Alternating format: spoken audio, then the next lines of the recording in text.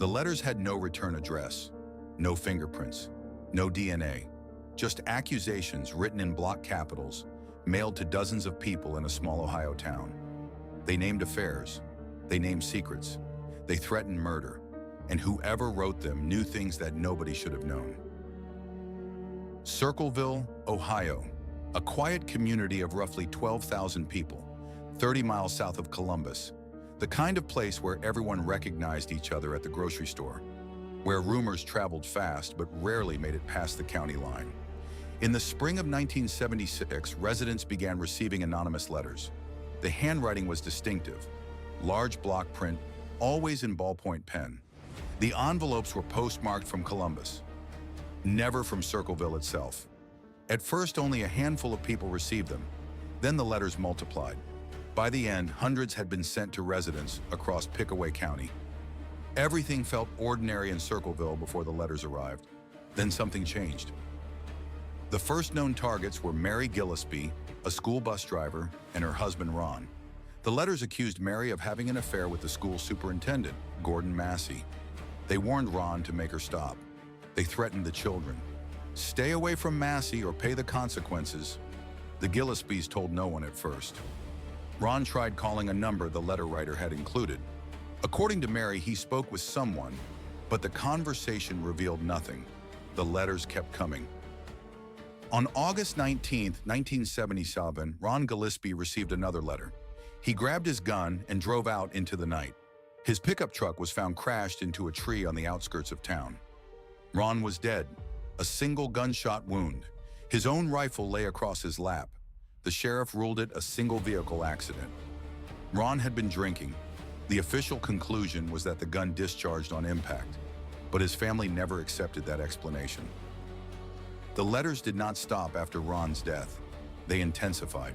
New targets received them: the sheriff, school board members, local politicians. The writer seemed to know intimate details about people's private lives, scheduling patterns, meeting places, who was home and who was not. Mary Gillespie continued receiving threats for years. In 1983, she found a small sign posted along her bus route. It accused her of the affair and was rigged with a crude booby trap, a small caliber pistol attached to a string. The gun was loaded. It was aimed at whoever pulled the sign from the ground. Mary dismantled it herself. She brought it to the sheriff. But here's what nobody talked about at the time. The gun was traced.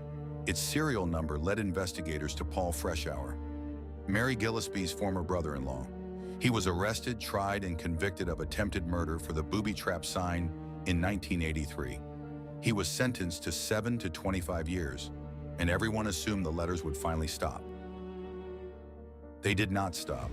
From behind the walls of the correctional facility, new letters continued arriving in Circleville. Same block handwriting, same accusations, same intimate knowledge of town events that a prisoner should have had no access to. Some investigators believe Freshour had an accomplice on the outside, someone who continued writing on his behalf. The handwriting was analyzed by multiple experts. Some concluded it matched Freshour's, others said it did not.